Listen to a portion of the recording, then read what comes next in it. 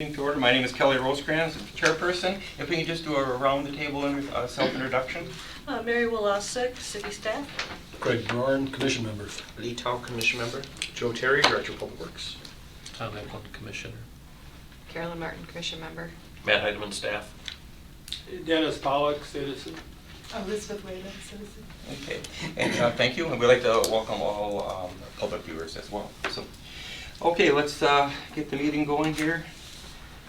First item, approve the February 10th, 2020 City of Wisconsin Rapids Park and Recreation Commission minutes. Everybody? I'll move to approve. Motion by Craig, Second that. second by Lee. To approve, all in favor? Aye. All opposed? Ayes have that.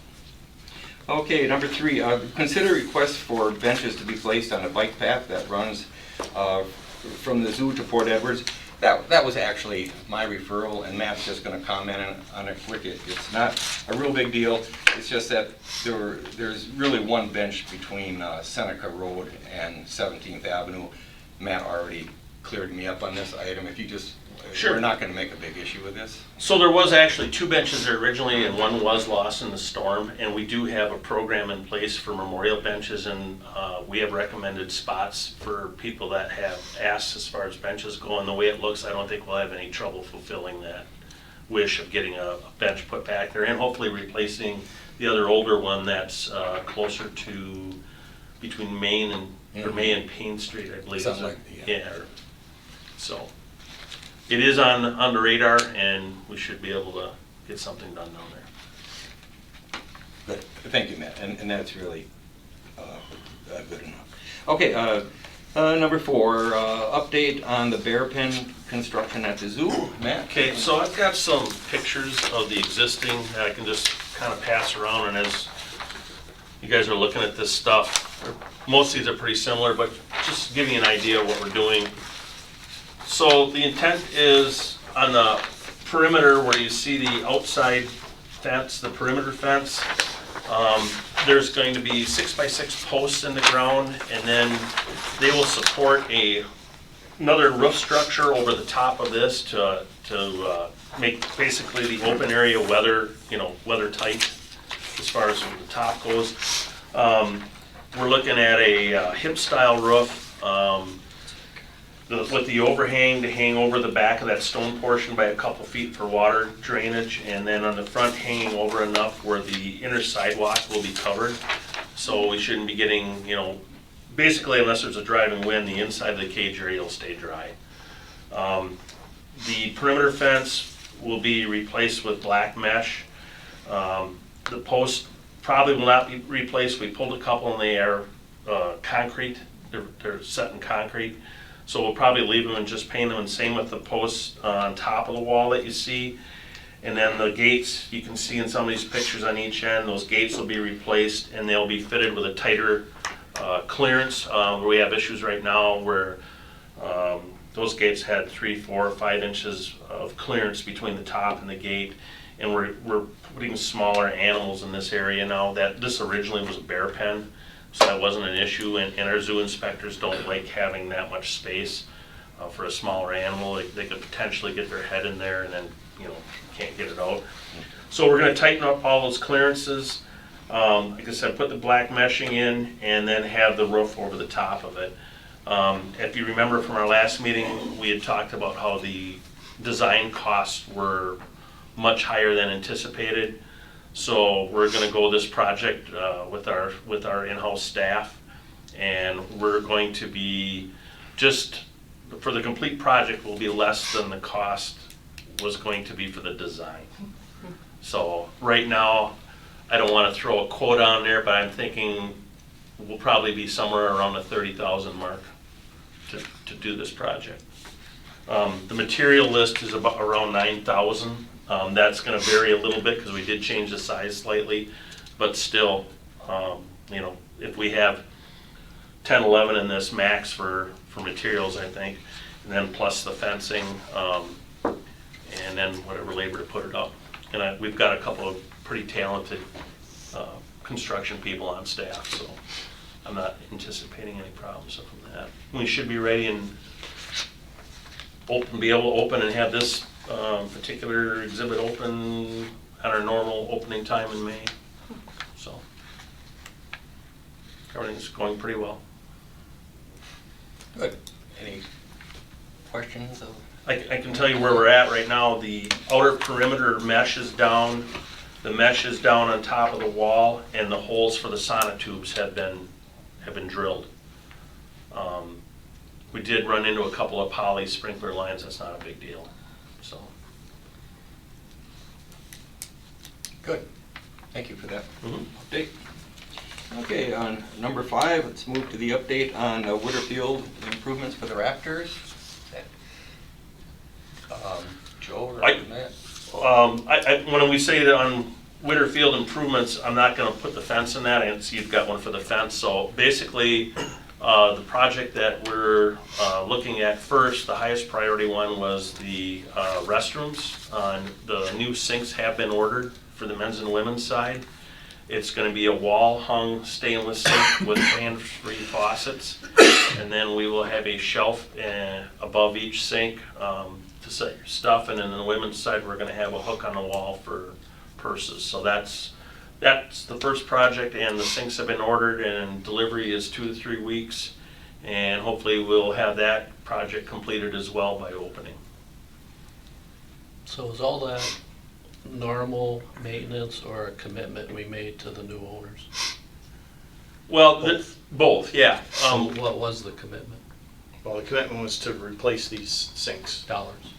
Oh, I don't know, I don't think there was a specific dollar amount on it. No, So we committed to sinks, fence, what else?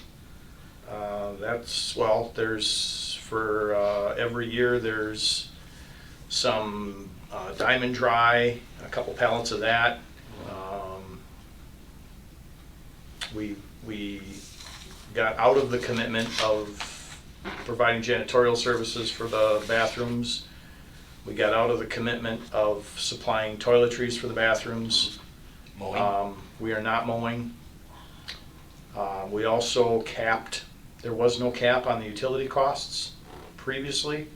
There's a cap on utility costs now to, so that the city can financially have expectations that before we struggled with. And then the rent amounts, we believe are make for a win-win proposition where it's not a subsidized program. It's the city's making a space available, and the rafters are paying a fair, very fair rent amount. The city attorney did the research on it, and the rates that the city's receiving will be higher than a lot of other similar fields in the Northwoods League. And that changed also, the rent? Quite a bit, yeah. I was at that meet and greet with the new owners. You seem very excited, and Yes. they're pretty easy to work with. Yes. Good. Yep. Great. We had several meetings just talking about, Sue spent quite a bit of time with them prior to kind of the rest of the parks and public works staff or supervisors really getting involved in the conversation, and we clarified a few things. The Finance and Property Committee had some questions that were discussed at that level. Some minor adjustments were made, and the city ultimately accepted the contract proposal. So it's an 11-year deal. It's pretty exciting, I think. Good. Congratulations on that, because Yeah. that was kind of sticky at times, but Yes. the other one wasn't it? So Yes. that's good to hear. So I have an ongoing question, not for this meeting, but whether that falls within this purview or not. The rafters, Sure. So- based on the ordinance, the way I'm reading it anyway. Sure, so what we do as staff is when we're dealing with items that have specific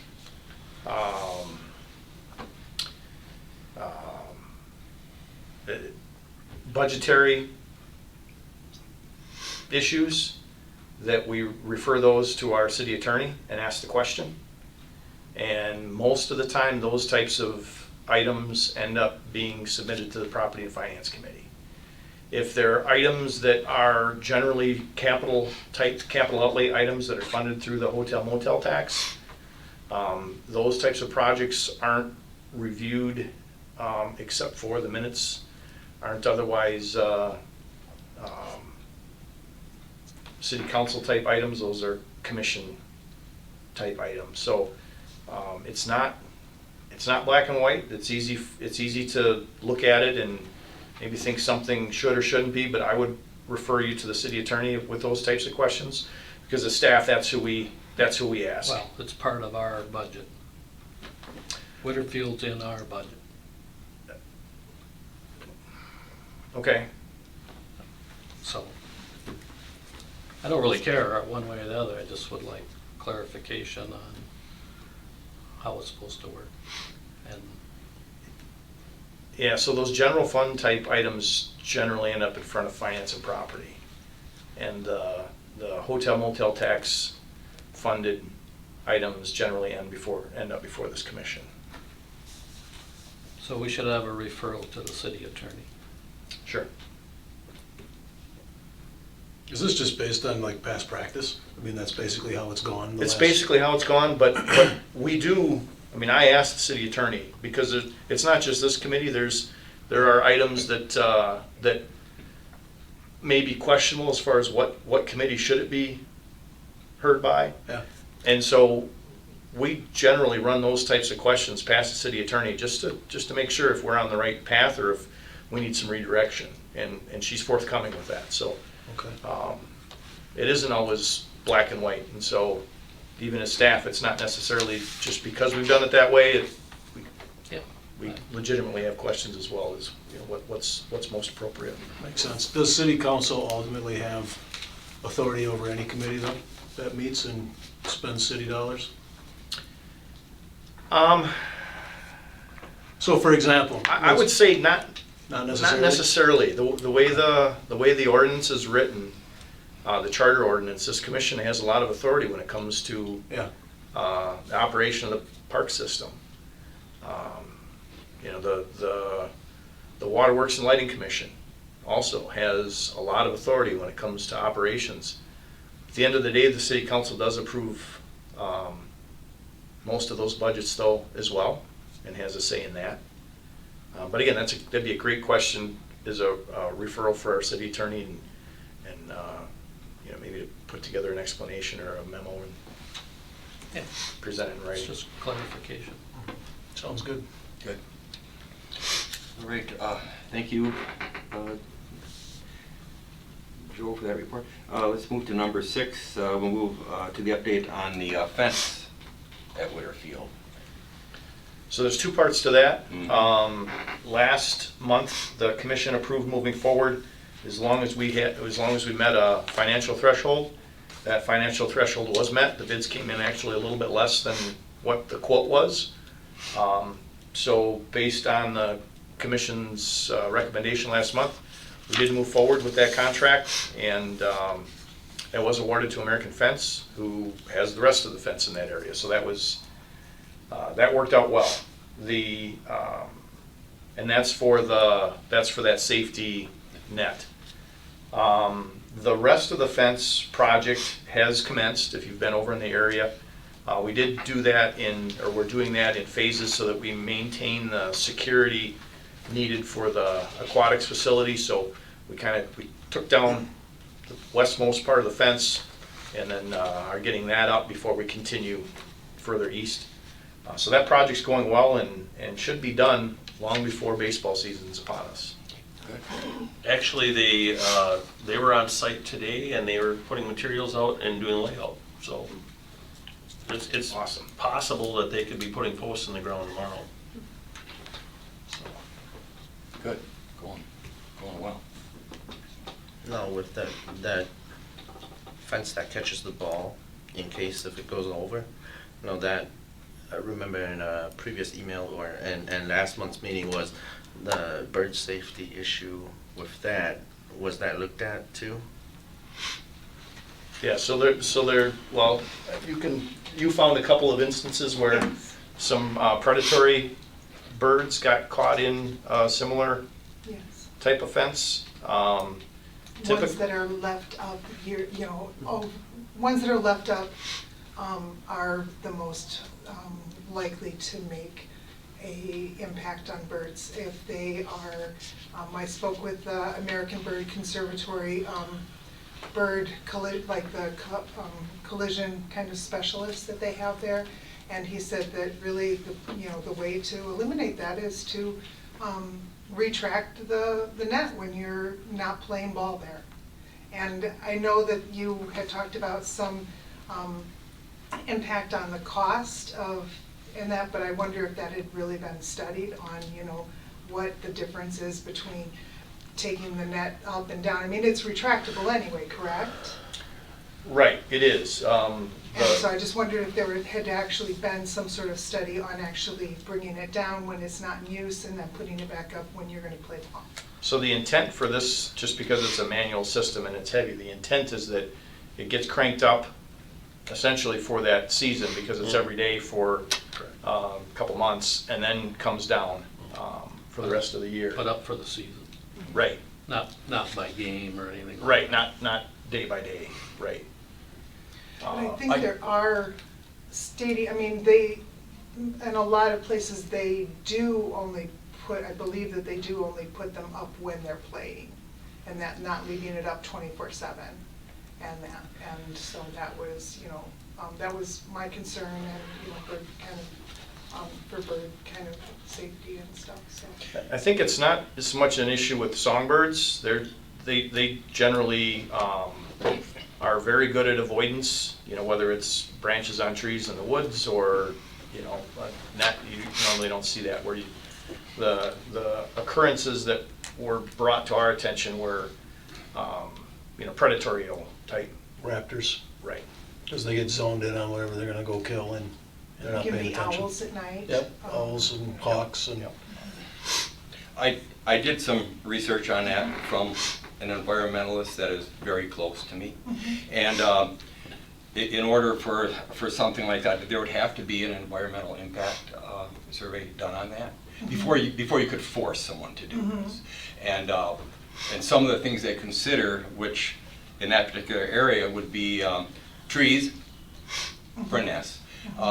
The aquatic center, if there was popcorn and potato chips and everything else laying all over that pool deck, which there will not be, that would attract birds. And just the types of birds, like Joe said, are migratory birds or something. So I think that's just what I was told before, that there would have to be. Do you have a plan in place if there is a bird that gets caught? No, no. I mean, because that was part of the thing too, they didn't have any, it was very difficult to remove this bird from that net. The instance that I think you The one described in Myrtle Beach. was a permanent That's. raised net system. This one can retract down, so that if there were some kind of an issue, it could be dealt with without bringing in the fire department in a ladder truck. Okay, well, I guess I would recommend, maybe contacting, I did, reach out to Reggie and to, another bird rehabilitators in the area and stuff to get their impact. I haven't heard back from them yet, but it is something that I would like to make sure that that we're kind of monitoring, and that at least, that, this is gonna be the first year that you're going to do this, and I would, like there to be an open kind of, process that, maybe, we should keep an eye out and we should, be alert, and if there are, birds that get caught in there, I think, that's something that, we really need to be recording and, realizing that maybe there's something that we need to change about that, net, so. Good point. Thank you. I think that Thank makes a you. lot of sense. It'll be different with the aquatic center there too, with all Right. that activity. Right.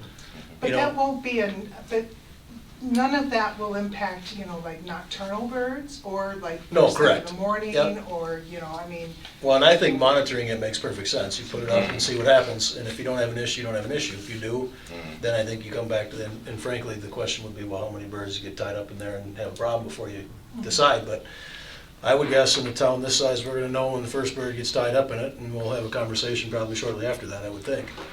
But I just mean with the additional activity over there, I think there would be less likelihood. At night, guaranteed.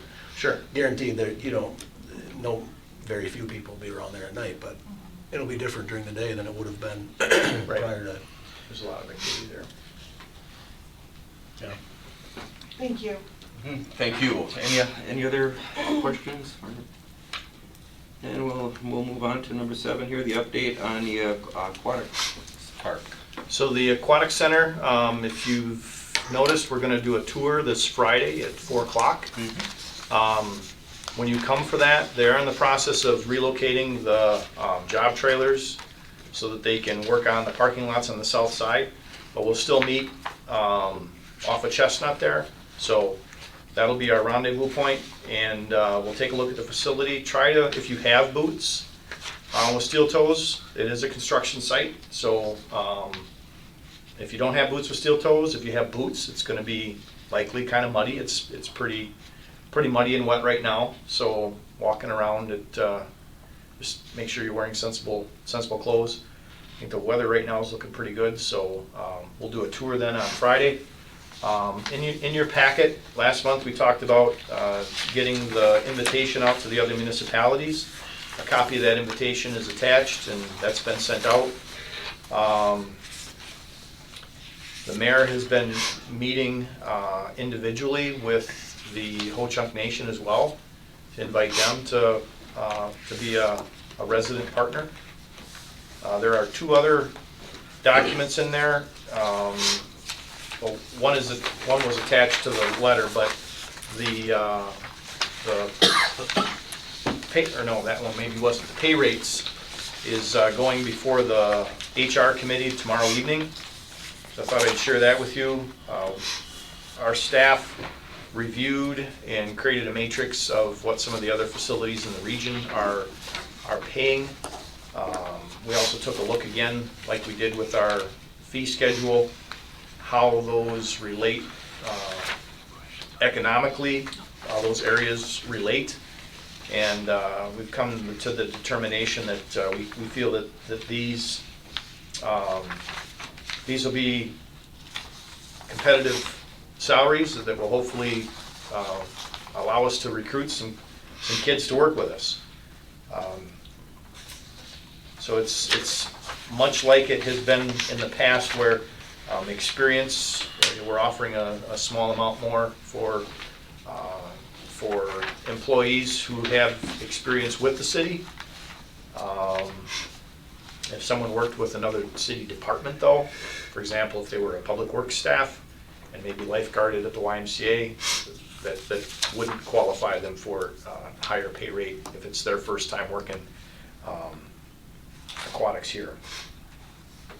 The other page is kind of hot off the press. Mary and I have been, Mary more diligently maybe than I, but we've been working on this for the last several weeks and working with the Wood County Health Department, reviewing our statutes, working with Sue Schill on that also, and really developing that's the staffing levels that are required at the pool.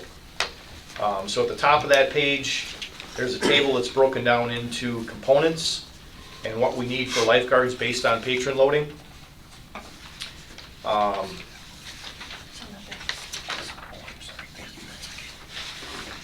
That's the top table. The attendant table is pretty consistent with the needs there for cashier and admissions, for concessions cashier and admissions cashier. I'm listing 1 or 2 there, and that'll depend a little bit on our lifeguard staffing and that rotation, because if we have ample number of lifeguards, we are going to plan on rotating them every 30 minutes. And then after 2 hours, they'll be assigned a task, either a lunch break, a 30-minute unpaid break, or 30 minutes of other duties. Those duties may be janitorial duties, or they may be to substitute in so that they're working one of the counters. So depending on the number of lifeguards that we have to have on any given day, we may have 3 lifeguards that are on that out-of-sun rotation at any one time. So, we may end up using them for other cashier, concessions, and admissions work.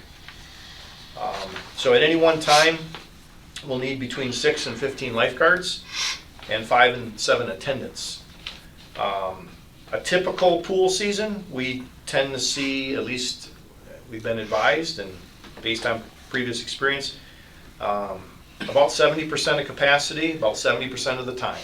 So we have rain days, cold weather days, and there's going to be days where we have, we're higher than 70% capacity, but that's typical.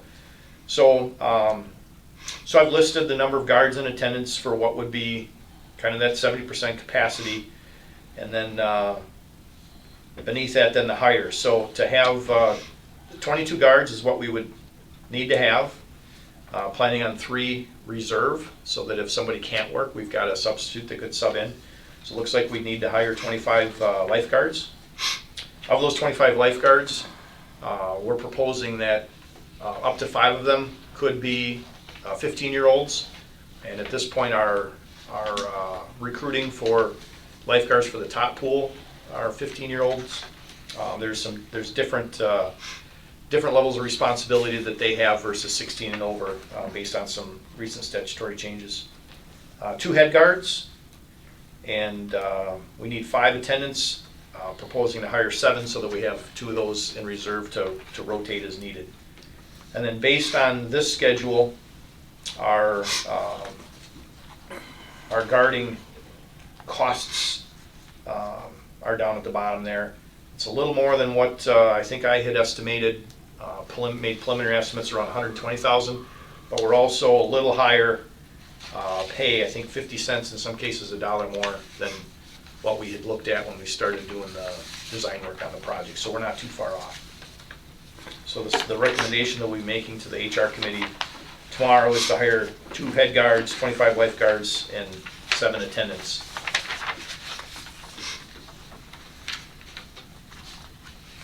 I don't know if you had anything else to add. No, I think that's pretty good. Steering back to the municipality buy-in, as it were, have you got any feedback? And you Not indicated yet. these just went out? Yeah. Okay. So So there's last no, week. We haven't heard anything yet. I haven't. okay. I haven't checked in with the mayor's office to see if anyone's made contact that way, but not yet. Okay.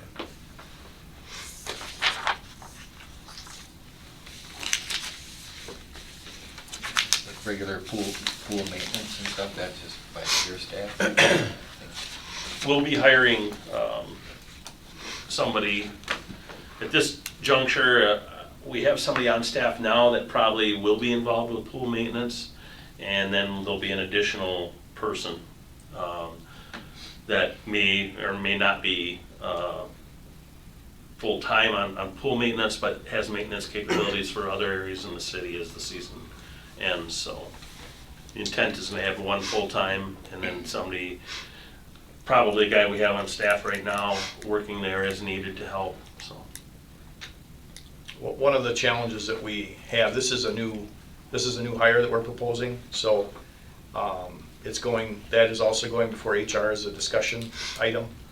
But the challenge we have is that, given the participation both at the aquatic center and the splash pad, and we know what we've seen at the splash pad, when we have a mechanical issue there, we really need to have a staff person whose top priority is making those repairs, and that's been a challenge for us.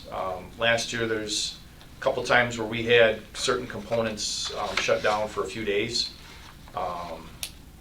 and again, it's with a facility of this order of magnitude, we can't do that.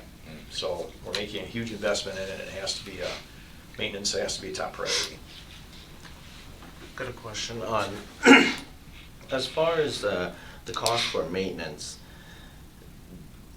I don't remember well, did we set up a system where we set funds aside for maintenance of the pool? So in the preliminary budget, there was $120,000 a year set aside for degradation and depreciation. So yes, that's planned, and A finance director, really because of so many unknowns, wanted to see how we performed this first season. Okay. But yeah, that was recommended from Council. council from day one, because we know that the slides have a finite life. We know that the pumps need to be rebuilt eventually. And that if we don't plan for those costs, they'll come as a bit of a surprise. So we intend to develop a fund for that. Do we have any idea of the potential income from the use of the facility? Yeah, so I don't have those numbers in Versus front the of me. expenses that we've anticipated? Right, so these are just lifeguard expenses for utilities, heat, maintenance of the pool itself, chemicals, water, everything. I think we were in that $350,000 range, and we anticipated revenues such that the city's subsidies right around $120,000, which is a little more. I think we were around $75,000-80,000 with the Mead pool, and that's real close to what was projected when we started working on the design. So, so concessions are a really important part of it, and that's one of the reasons why we've proposed opening times of 11 a.m. rather than waiting till afternoon, is we want to maximize those concession sales to minimize the public subsidy. Some of these pools that have opened recently have been running in the black the first 4 or 5 years, and then as they become a little more common, they're slightly subsidized by the taxpayers after that. But we'll see. We're trying to be as efficient as we can though with staff, so that we don't have any redundancy, any unnecessary redundancy, and multitask the best we can to keep those costs in check. Good. Any more questions? Joe? Thank you. Good. Let's move to number 8, the update on the urban forestry grant, all the trees and... So I don't have, we have it on our GIS, and some of the staff had printed that off. We do have about 100 different locations, generally within Robinson Park and along the expressway. 100 locations to plant some larger ball and burlap trees. We're anticipating sizes, I think, in the 1.5 to 2.25 inch caliper. And the species list has been reviewed by the DNR, and that has been approved. And so we're working on logistics as far as how we're going to accomplish this. Won't likely get it all done just in the spring. Likely be a spring project, and then follow up with the other half in the fall. We're excited about the grant opportunity there. Good. Any other questions? Thank you, Joel. Carolyn, did you? They look okay? They look good. We have a motion to approve. Oh, Carolyn, is there a second? No second. Motion by Carolyn, second by Craig to approve. All in favor? Aye. Opposed? Gotta be watching. She was being nonverbal. Okay, we move to staff reports. Mary? Winter programs are ending. They ended March 6th, last Friday. Some of the leaks are done, some of them are still ongoing. Those will be all completely done the 12th of March. And the women's out at Midstate will be done on the 17th. And T-ball registration, we started on March 2nd on Monday, and 80% full already. So usually I'm taking registration until May, and for some reason it's really filling up, which is a good thing. Spring classes, we start registration for those March 16th, and then classes will begin at the end of March and April. I'll be at Lincoln High School on Thursday for the job fair, promoting employment for summer seasonal help, so hopefully a lot of applications are given out that day. And we are currently accepting registration, job applications for our seasonal employees. We do have it posted on the website. It is also posted on our Facebook page. And that is for recreational and aquatic, and I believe summer DPW employees, summer seasonal help. So if people are asking if they can apply, they can start applying. We are taking applications. Good. Any questions, Mary? Thank you for that report. Matt? Our duck pond pump building rehabilitation is about 90% complete. New door, new windows, siding, soffit, and fascia. It was done to basically match the petting zoo project we did the year before. Looks real good. Had a lot of city equipment that I've been working with for the auctions from PD Parks and Streets, squad cars, trucks, and all sorts of other, smaller items. Tree trimming, we've been at that pretty hard now for about a month, and removals throughout the city.